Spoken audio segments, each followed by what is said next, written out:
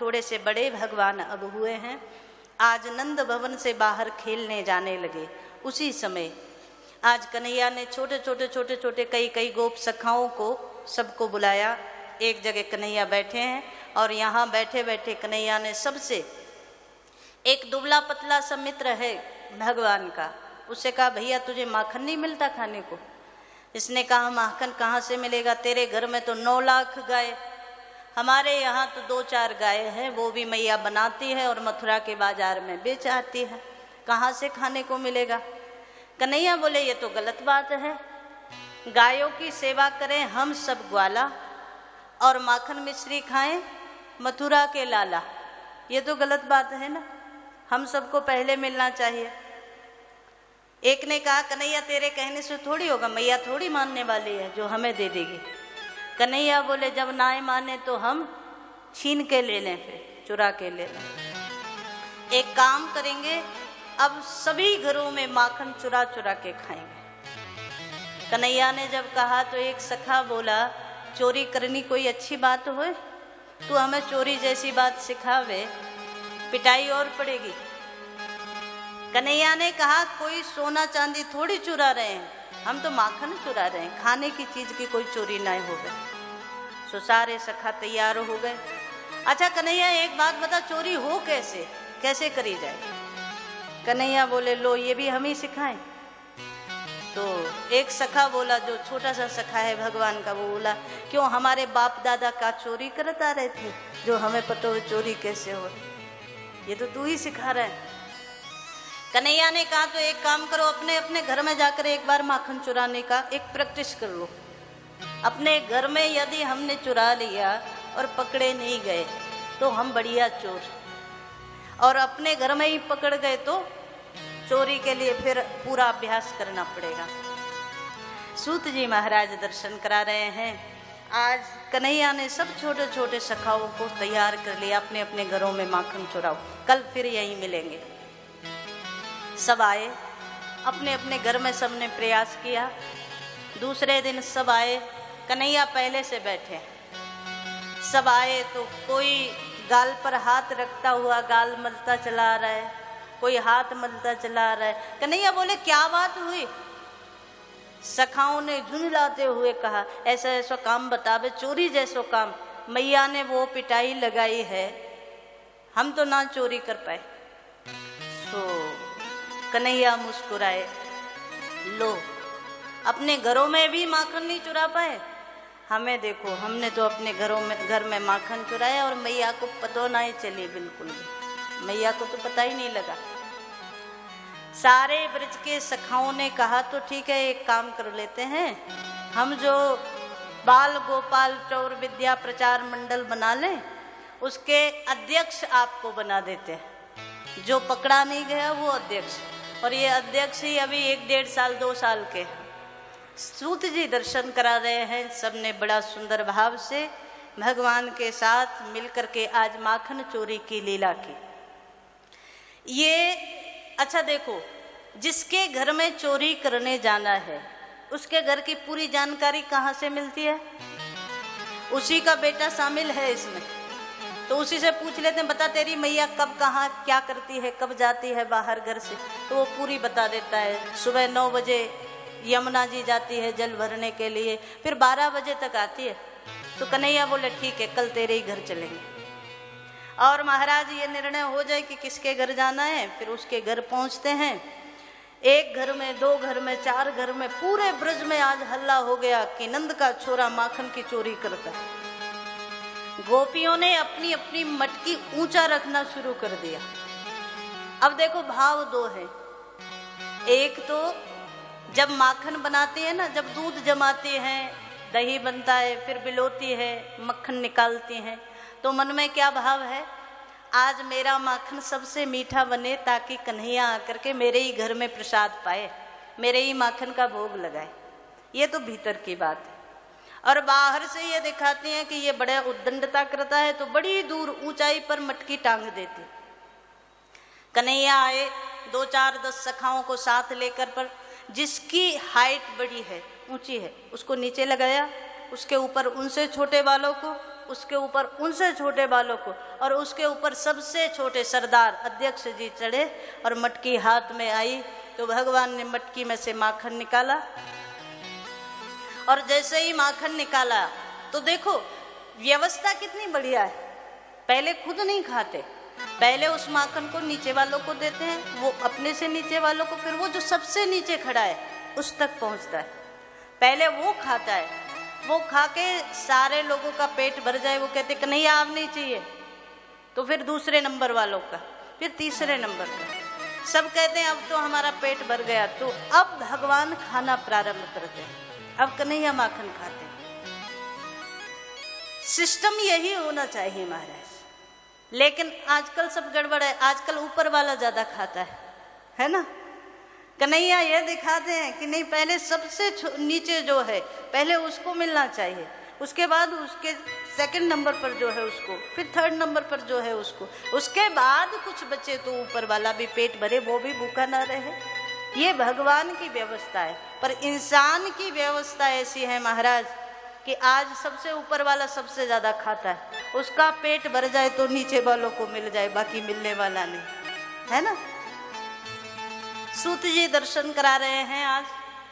कन्हैया जब माखन चुराते हैं सबका पेट भर गया, सबने कहा कि कन्हैया अब तो हमारा पेट भर गया, अब हमसे नहीं खाया जाएगा। भगवान ने मटकी में देखा अभी तो आधा बचा है, क्या करें। एक बड़ी जोर की आवाज लगाई, सो सारे बंदर भालू सब आ गए बंदर। भगवान ने सबको माखन लुटाया खूब, जिसकी जितनी इच्छा हो खाओ, और सबको खिलाया। अब बंदर लोग भी धीरे से, भगवान ने वो मटकी नीचे उतारी, बंदरों को खिला रहे हैं। अब बंदर लोग आते, उनका भी पेट भर गया, तो आते हैं उस मटकी को सूंघते और भाग जाते, कोई नहीं खाता। कन्हैया ने देखा कि अभी भी इसमें माखन बचा है, क्या करें। सो कन्हैया ने देखा, एक बार हाथ में लिया, नाक से लगाया, अरे राम राम, सड़ा सड़ाया माखन है जिसे बंदर भी नहीं खाएं। सो सारे ब्रजवासी सखाओं से कहा इस माखन को कौन खाएगा, बंदर भी नहीं खाते इसको, और इसे वो गोपी भी खाएगी ना तो बीमार पड़ जाएगी। एक काम करो, ये सारा मटकी का माखन निकालो, सारे इसके आंगन में लीप दो। कई महीने से लेपन नहीं हुआ इसके आंगन में, तो बढ़िया से माखन से लेपन काम कराया। कन्हैया बोले चोरी की निशानी नहीं छोड़नी चाहिए। सो मटकी धड़ाम से धरती पर मारी और मटकी भी फोड़ दी। बाद में जब सारे घर में माखन ही माखन लीप दिया, बाद में कन्हैया बोले अब इसका थोड़ा मजा तो देखें कैसा हो, जब आएगी गोपी तब कैसा लगेगा। तो सारे ब्रजवासी सखाओं के साथ उसी के दरवाजे जहां तहां छुप गए, बढ़िया दरवाजा बंद किया, कुंडी लगाई और सब छुपे। अच्छा, ये पानी भर करके आ रही है यमुना से, तो पहले माताएं पानी भरने जाती थी तो एक घड़े पर दूसरा, फिर तीसरा, फिर चौथा, ऐसे लेकर आती थी ना, आप लोगों ने देखा हो। तो ये कई घड़े सिर पर रखे हैं, और जैसे ही आई तो इनको अभ्यास होता है चलने का, हाथ से कुंडी खोली, अब ध्यान तो उस घड़े में है, वहां बैलेंस बिगड़ गया तो सब गड़बड़ हो जाएगा। जैसे ही कुंडी खोली और पहला चरण अंदर रखा, सो महाराज ऐसी फिसली है सामने वाली दीवार पर जाकर रुकी, और जब फिसली ये बड़ी जोर से, सो कन्हैया निकल कर आए, बड़ी जोर से ताली बजा करके हंसे सारे गोप सखाओं के साथ। इसने कहा तेरी शिकायत मैया से जरूर करूं।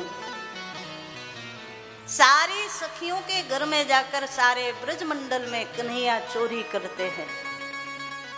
एक बार ऐसा हुआ, 2-4 दिन कृष्ण आए नहीं, तो जितनी गोपियां थीं, अच्छा ये इंतजार भी करती हैं कन्हैया का। आज 2-4 दिन से नहीं आए तो सबको लगता है हमने डांट दिया इसलिए बुरा मान गया, चलो वहीं जाकर दर्शन कराते। एक बोली दर्शन करने जाएंगे और मैया पूछेगी काय के लिए आई हो, तो क्या कहेंगे, दर्शन करने। दूसरी बोली एक काम करते हैं, अपने अपने घर में 2-4 मटकियां फोड़ दो और मैया को उसका उलाहना देने के लिए चले। सो अपने अपने घरों में 2-4 मटकियां फोड़ी।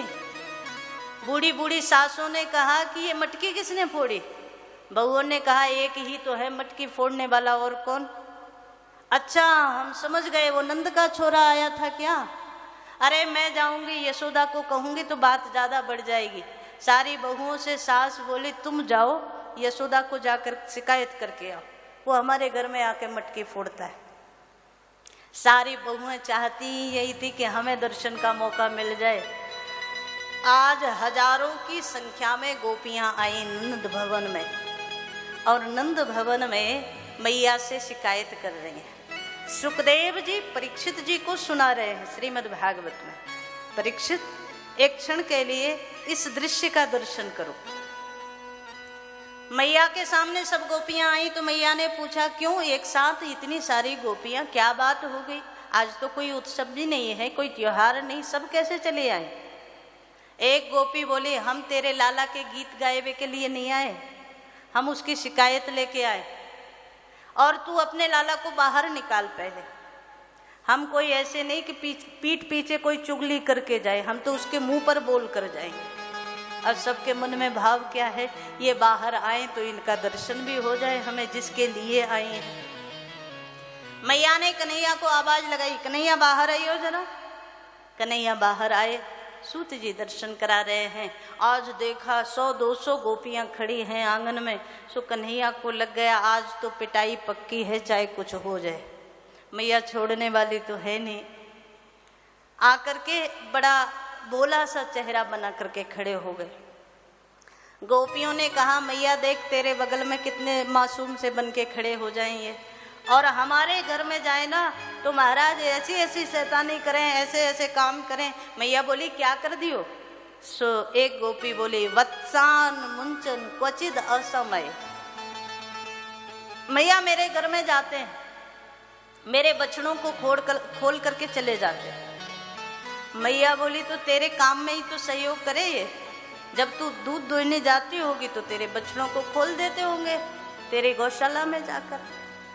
बोले ना असमय, ये इसको पता है 6 बजे गोपी आएगी दूध निकालने, से 5 बजे काम कर जाते हैं, बछड़ा खोल जाते हैं, और महाराज जब तक मैं जाऊं बर्तन लेकर के तब तक बछड़ा पूरा दूध पी जाता है, एक बूंद नहीं बचता। वत्सान मुंचन क्वचिद असमय। दूसरी गोपी बोली कि मैया क्या बताएं तुझे, जब जब हम इस पर क्रोध करते हैं तब तब बड़ी जोर से हंसता है।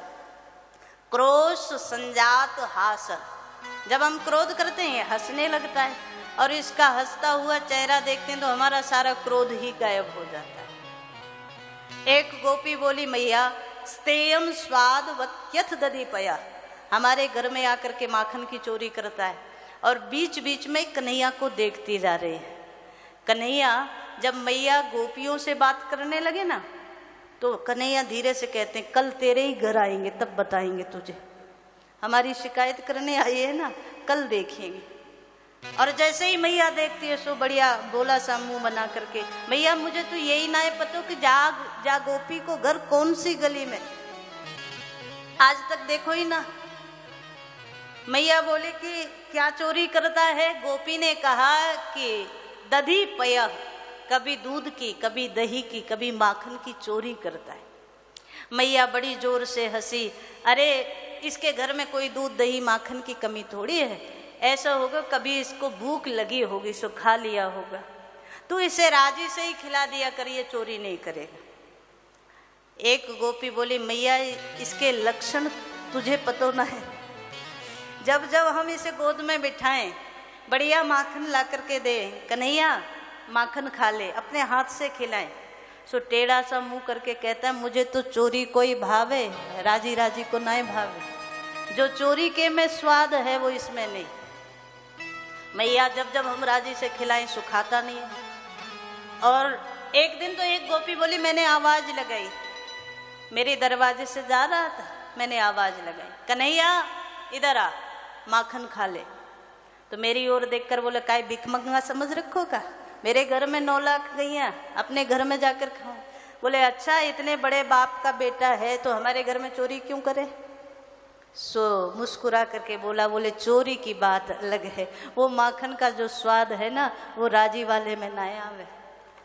सूत जी महाराज दर्शन करा रहे हैं, दिव्य भाव से भगवान माखन चोरी की लीला करते हैं। आज गोपियां बोली कभी हमारे यहाँ आकर के मरकान भोक्षण विभजति सचेन्नाति भांडम विनती, कभी कभी बंदरों को खिला जाता है, कभी कभी हमारे पात्रों को फोड़ जाता है। और तो और क्या करें मैया, जब जब हम इसे राजी से देते हैं तब तब खाता नहीं है, और जब जब हम घर में नहीं होते तो घर में चुरा कर खा जाता है।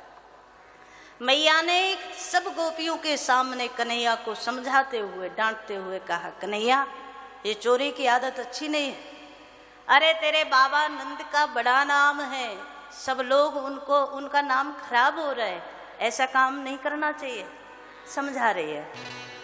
चोरी छोड़ कन्हैया मैं समझाऊं तो, रे माखन की चोरी छोड़ कन्हैया मैं समझाऊं तो, रे माखन की चोरी छोड़ कन्हैया मैं समझाऊं तो, रे माखन की चोरी छोड़ कन्हैया मैं समझाऊं तो, मैं समझाऊं तो कन्हैया मैं समझाऊं तो, मैं समझाऊं तो कन्हैया मैं समझाऊं तो, रे माखन की चोरी छोड़ कन्हैया मैं समझाऊं तो, रे माखन की चोरी छोड़ कन्हैया मैं समझाऊं तो, हरि बोल।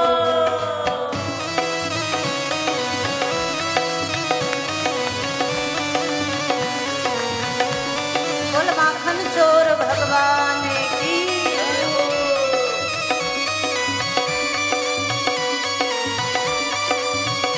हरि बोल।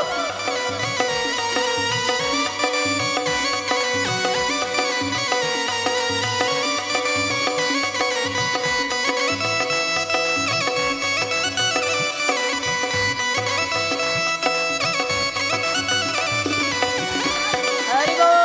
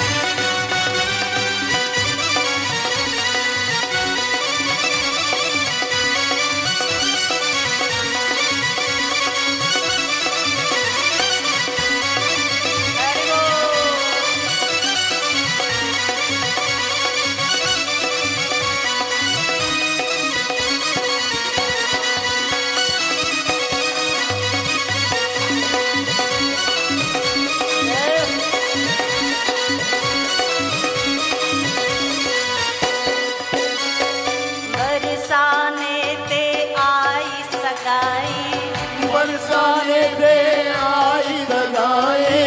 देखो आज मैया समझा रही है, देख तेरे बाबा का बड़ा नाम है, सब खराब हो रहा है, चोरी छोड़ दे।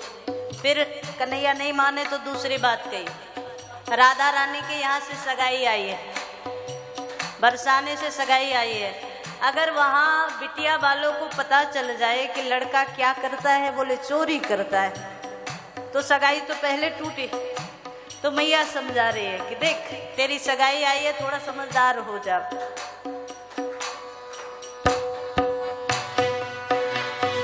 बरसाने ते आई सगाई, बरसाने पे आई सगाई। बरसाने ते आई सगाई, बरसाने पे आई सगाई। बरसाने ते आई सगाई, नित नई चर्चा हो। बागन की चोरी छोड़ कन्हैया मैं समझाऊं तो, रे बागन की चोरी छोड़ कन्हैया मैं समझाऊं तो। हरि बोल।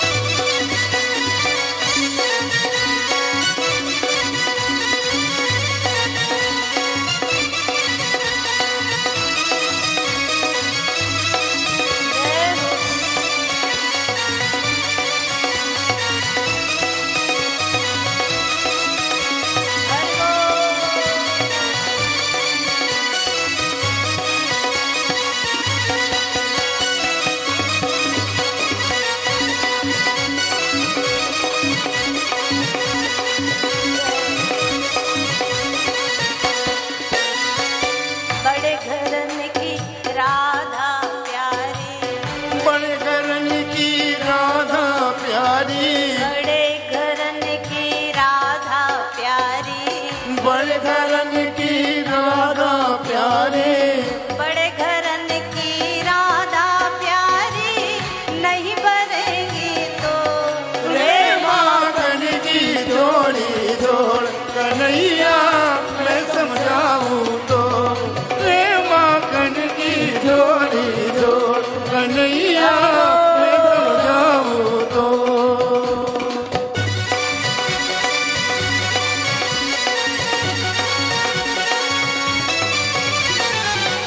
बोल नंद के लाला की, बोल माखन चोर भगवान की।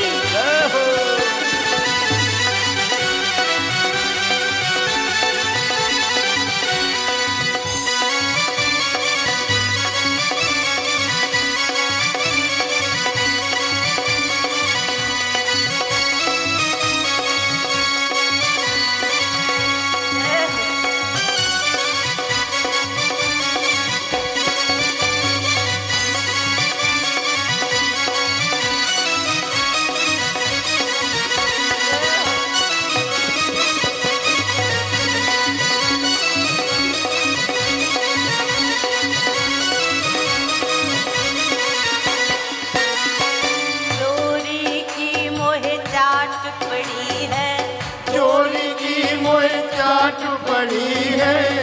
आज मैया जब समझा रही है ना, तो कन्हैया बोले मैया देखो, चाहे हमें मार लो, चाहे हमें पीट लो, लेकिन सच्चाई ये है कि हमें चोरी की चटपटी लगती, बिना चोरी का जो माखन है वो पसंद नहीं आता, तो हमारी आदत बन गई है चोरी की।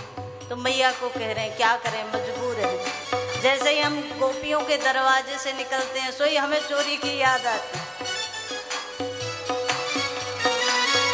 चोरी की मोहे चाट पड़ी है, चोरी की मोह चाट पड़ी है। चोरी की मोहे चाट पड़ी है, चोरी की मोह चाट पड़ी है। चोरी की मोहे चाट पड़ी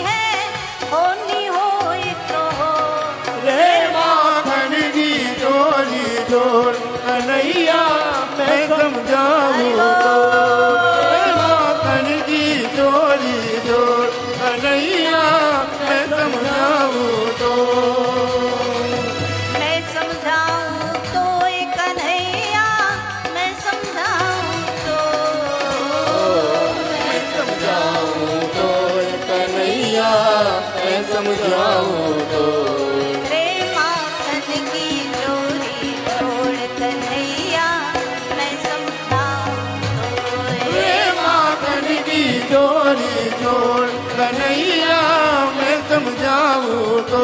कन्हैया की चोरी छोड़ कन्हैया मैं समझाऊं तो।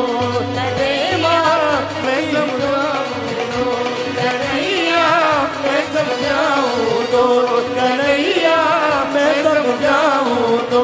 कन्हैया मैं समझाऊं तो। कन्हैया मैं समझाऊं तो। बोल माखन चोर भगवान की। आज भगवान दिव्य भाव से माखन चोरी की लीला करते हैं, पर माखन चोरी की लीला का अध्यात्म इतना ही है कि भगवान किसी के घर जाकर कोई पदार्थ क्यों चुराएंगे। हाँ, जो भक्त है, जो प्रेमी है परमात्मा के, उनका मन ही माखन बनता है और उस माखन को, उस मन को परमात्मा चुरा लेते हैं। उसको चित्त चोर भी कहते हैं ना, वो चित्त को चुरा लेता है, लेकिन हर किसी के चित्त को नहीं चुराता। जिसका चित्त उसके समर्पित हो गया, गोपियों ने अपना मन रूपी माखन भगवान को समर्पित कर दिया, तो भगवान ने यहाँ माखन चोरी की लीला की है।